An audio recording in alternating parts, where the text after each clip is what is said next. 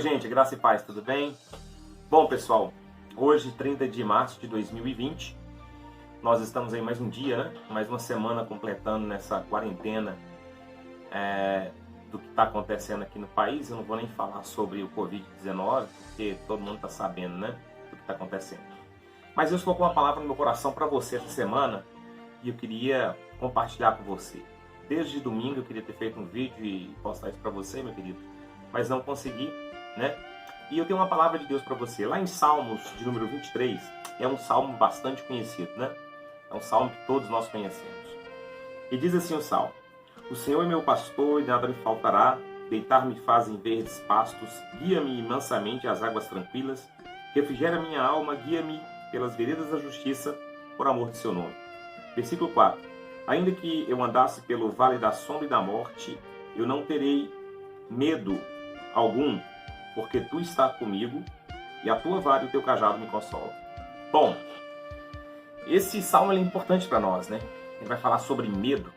E essa semana eu estava vendo um vídeo que postaram para mim de um cachorrinho, e é uma cena muito cômica, né? Porque ele está deitado, dormindo lá, alguém coloca um bicho de pelúcia na figura de um tigre e acorda o cachorro. Quando o cachorro vê aquele tigre de pelúcia, ele sai disparada.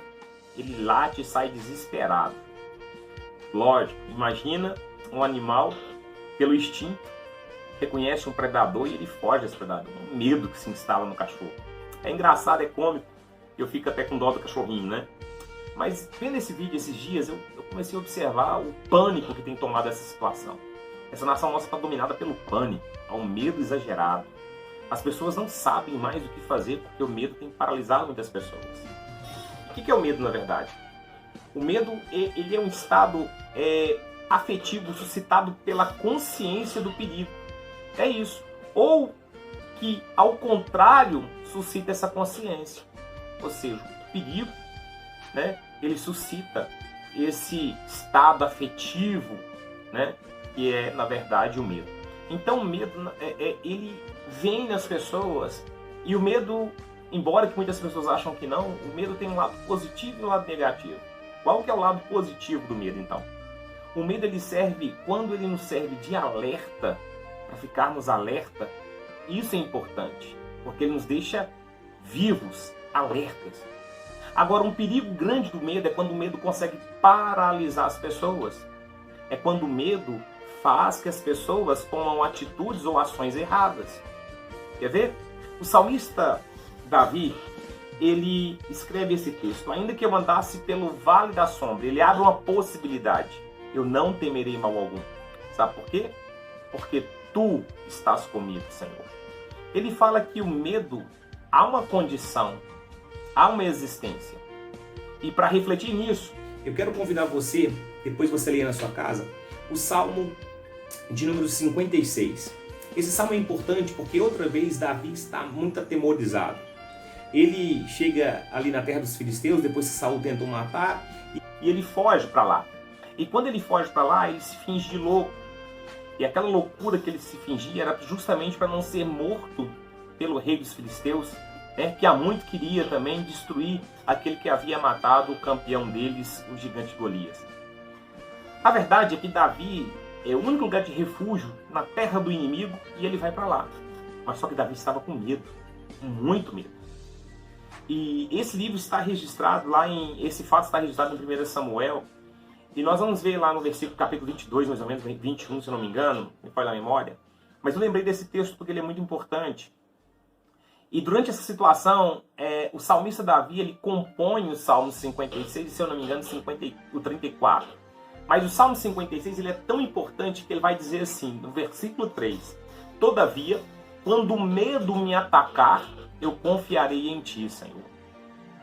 E aí ele continua no verso 4: Em Deus, cuja palavra eu louvo, em Deus eu deposito toda a minha confiança, e nada temerei.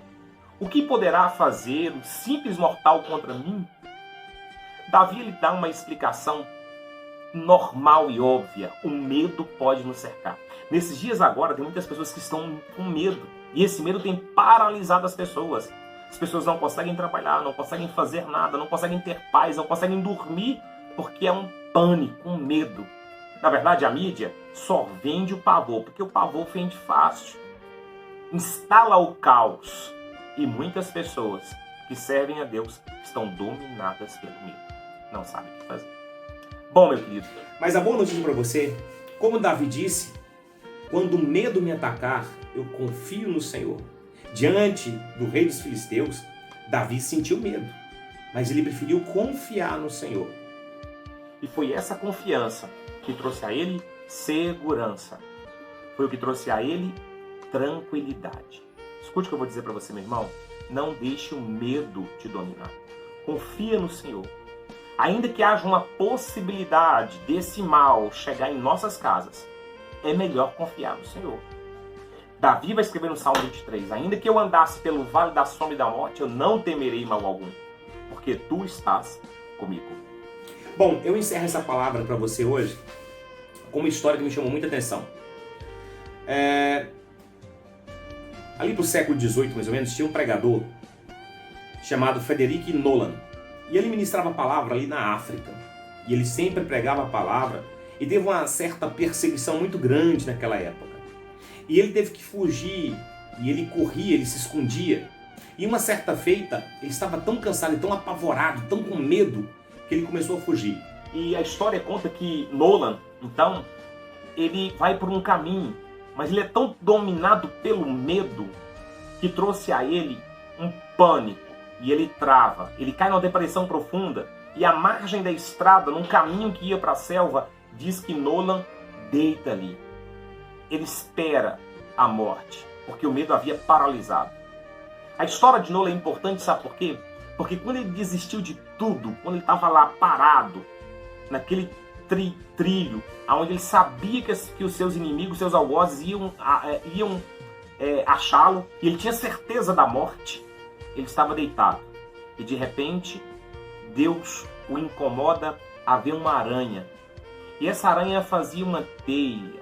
E que teia bonita, diz Nolan. Parecia uma renda. E ela faz no caminho, no trieiro onde ele estava. E de repente ele ouve vozes dos seus algozes que estavam chegando.